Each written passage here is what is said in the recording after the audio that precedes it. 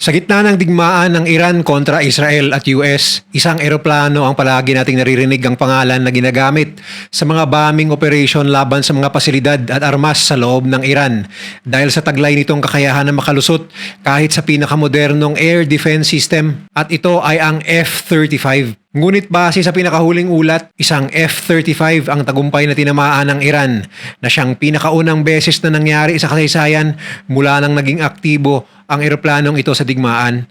Paano ito nagawa ng Iran? Anong klaseng radar o air defense system ang kanilang ginamit? Ito lang ba ay isang isolated na pangyayari o sadyang natukoy na talaga ng Iran kung paano i-detect at pabagsakin ang itinuturing na marami na ghost of the sky dahil sa ibang level nitong stealth capability? Ngunit tila pumalpak pala sa gitna ng digmaan. Yan ang pag-uusapan natin ngayon dito lang sa Mr.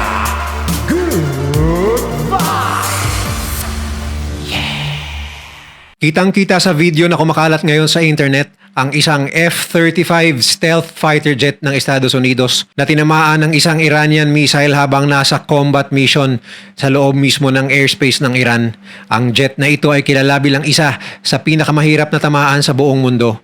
Ang F-35 ay hindi ordinaryong aircraft. Ito ay stealth na ibig sabihin halos hindi ito nakikita sa radar. Ito ang dahilan kung bakit ginagamit ito sa mga pinakadelikadong operasyon lalo na sa mga lugar na may matinding air defense. Pero sa pagkakataong ito, may nakalusot at tinamaan at base sa paunang impormasyon, hindi ito simpleng malfunction, may indikasyon na ito ay resulta ng external strike. At dito nagsisimula ang mas malaking tanong. Kung stealth ang F-35, paano ito natamaan? Ayon sa mga analista at eksperto, posibleng hindi radar ang ginamit ng Iran sa pag-target. Sa halip, tumututok ang investigasyon sa infrared guided systems ng Iran. Ang mga sistemang ito ay iba sa traditional air defense. Hindi ito gumagamit ng radar signal. Wala itong inilalabas na frequency na pwedeng ma-detect ng piloto sa itaas. Sa halip, hinahanap nito ang init ng katawan ng eroplano. Kahit gaano ka-advanced ang isang stealth jet, may init pa rin itong inilalabas. Lalo na mula sa makina. Kapag mataas ang bilis ng F-35, kapag nasa combat maneuver, kapag nasa target zone, mas tumataas din ang heat signature nito. At ito ang posibleng naging susi. Kapag nakuha ng infrared system ang init ng aircraft, doon maglalak ang missile. At dahil walang radar signal, walang warning ang piloto, walang alert, walang indikasyon na nakatarget na siya.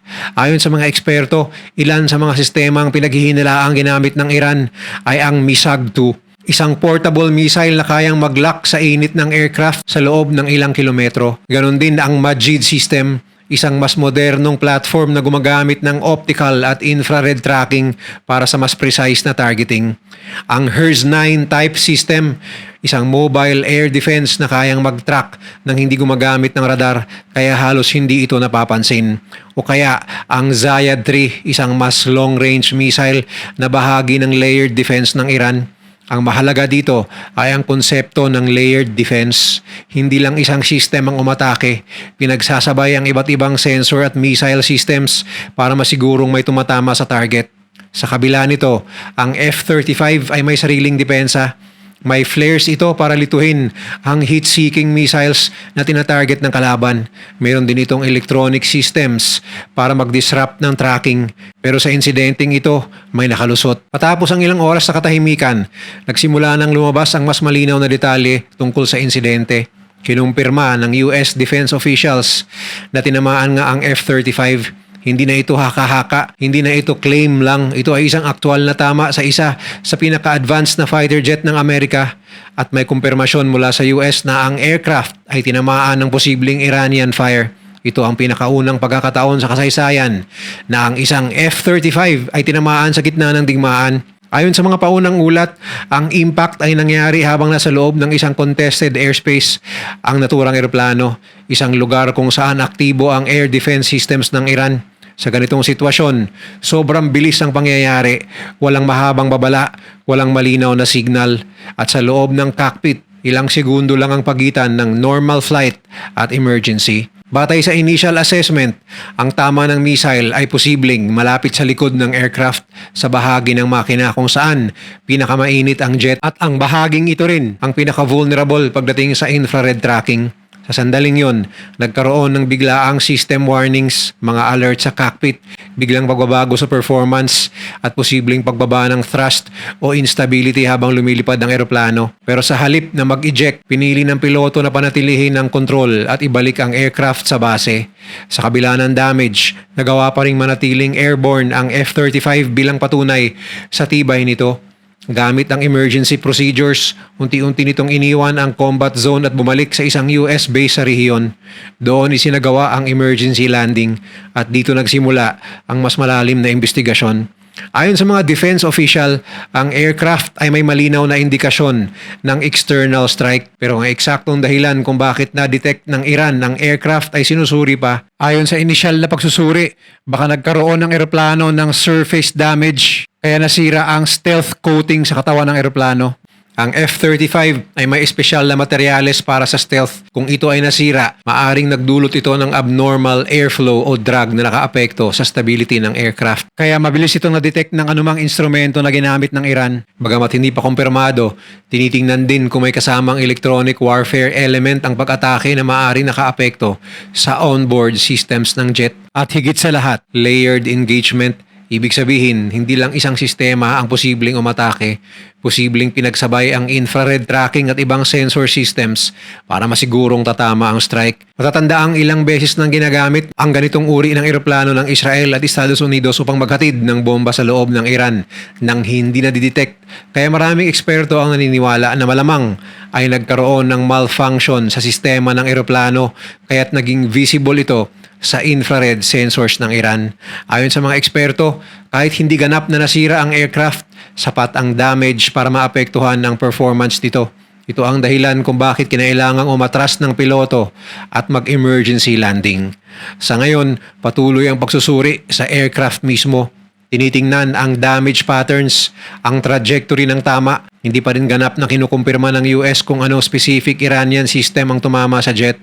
Kung mapapatunayan na infrared guided systems nga ang dahilan, ito ay malaking development. Ibig sabihin kahit ang stealth aircraft tulad ng F-35 ay maaaring ma-detect at ma-engage gamit ang passive systems. At ito ang mas malaking concern ngayon. Hindi lang kung bakit tinamaan ang jet, kundi kung paano ito natukoy nang hindi gumagamit ng radar. Habang nagpapatuloy ang investigasyon, isang bagay ang malinaw. Ang insidenteng ito ay hindi isolated at ito ay bahagi ng mas lumalawak na pagbabago sa modern air warfare. Samantala, hindi lang ito ang insidenteng kinasangkutan ng US forces sa kabuuan ng digmaan dahil kamakailan lang isang refueling aircraft, ang KC-135 Stratotanker ang bumagsak sa Western Iraq. At sa pagkakataong ito, mas mabigat ang naging epekto. 6 na Amerikanong sundalo ang nasawi.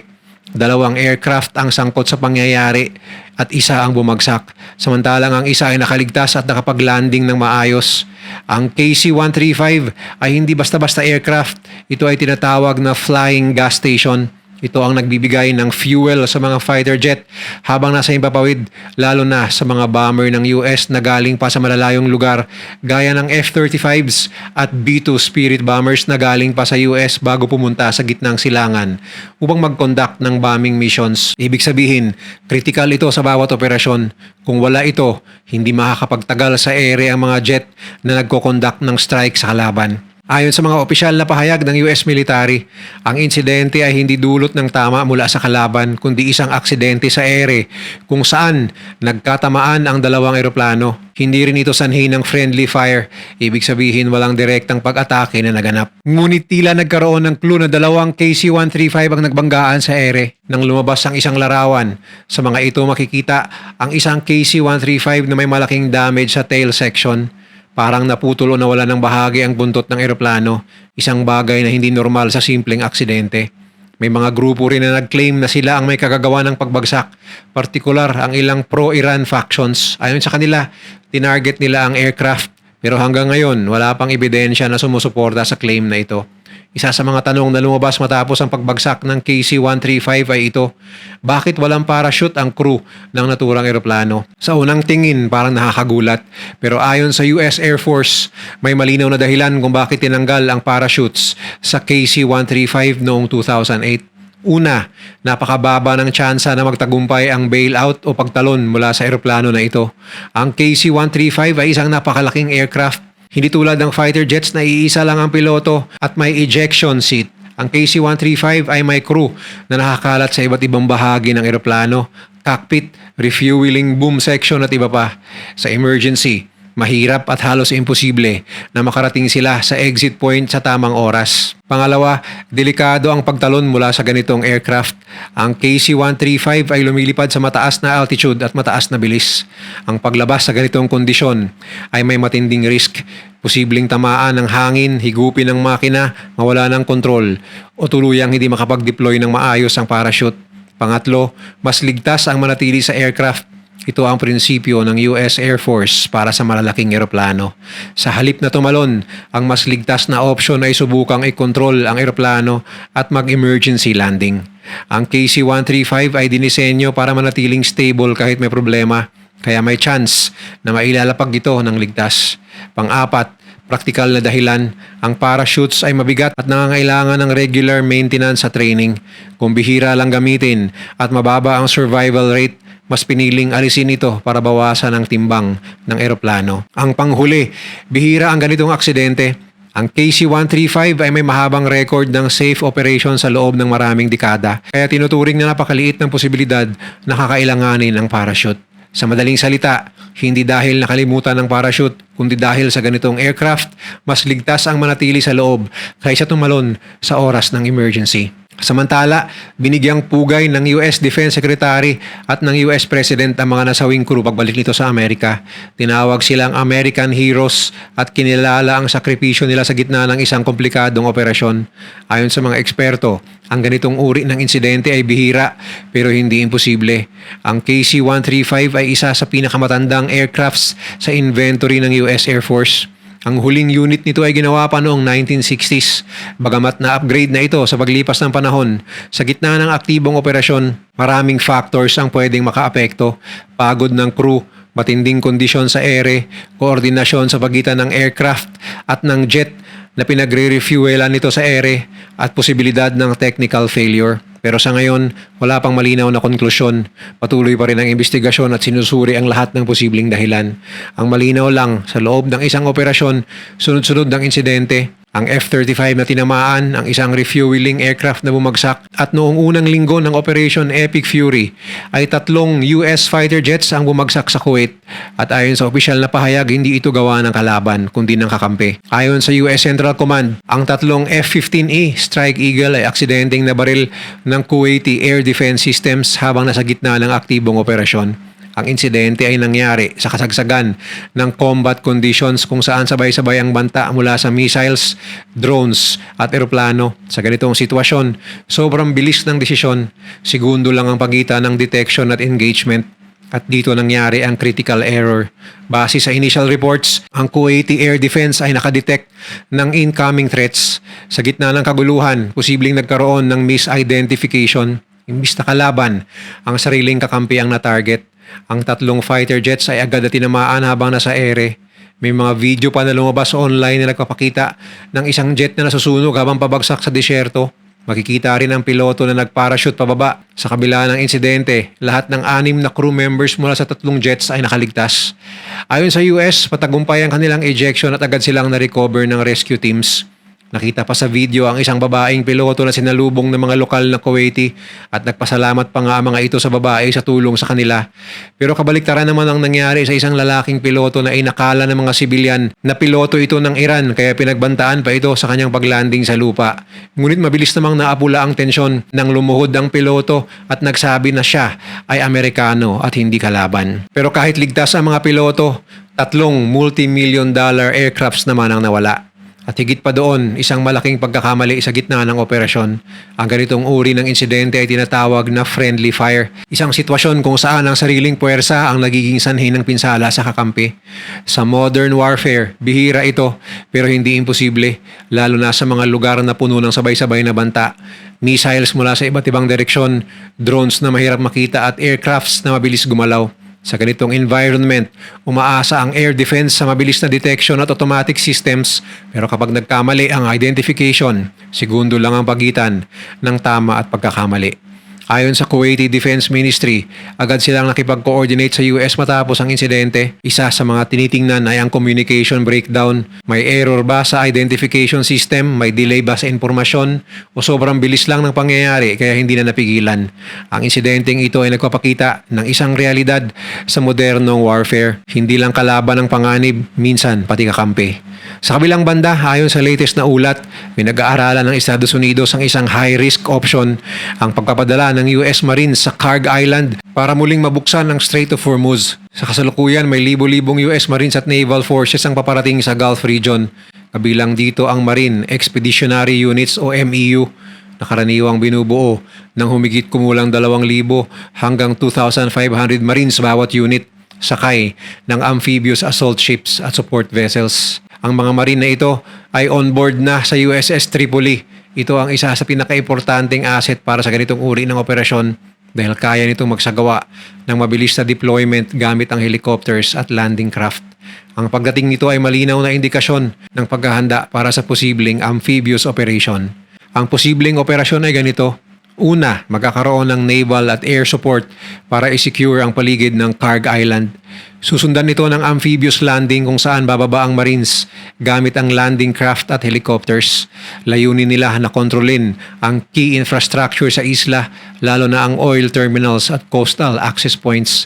Kapag nakontrol ang lugar, maaaring gamitin ito bilang forward position para bantayan at panatilihing bukas ang Strait of Hormuz. Ibig sabihin, pipigilan ng anumang pagtatangkang isara o kontrolin ang daluyan ng langis. Pero malinaw na mataas ang risk ng operasyong ito. Ang Kharg Island ay malapit sa mainland Iran at heavily defended. May mga missile systems, naval units at posibleng drone threat sa paligid. Sa oras na magsimula ang landing, halos siguradong magkakaroon ng direktang sagupaan at maaaring kumalat ang conflict sa mas malawak na digmaan. Bukod dito, limitado ang espasyo ng isla, ibig sabihin, mahirap magmaniobra at posibleng mapapaligiran ng mga puwersa kung hindi agad makakuha ng kontrol. Sa kabila ng risk, malinaw pa rin ang objective, buksan muli ang Strait of Hormuz. Dahil kapag ito ay na-block, apektado ang global oil supply at ekonomiya ng maraming bansa. Sa ngayon, wala pang kumpirmasyon kung itutuloy ang operasyon, pero ang paghahanda at ang pagdating ng malaking barko na bitbit ang mga sundalo ay indikasyon ng seryosong sitwasyon. At kung matutuloy man, ito ang magiging isa sa pinakakritikal na hakbang sa buong conflict. Kung nagustuhan mo ang video na to, share mo naman sa iba at mag-subscribe ka na rin. Panoorin mo na rin yung mga videos na nasa kanan para lalo pang maubos ang oras mo.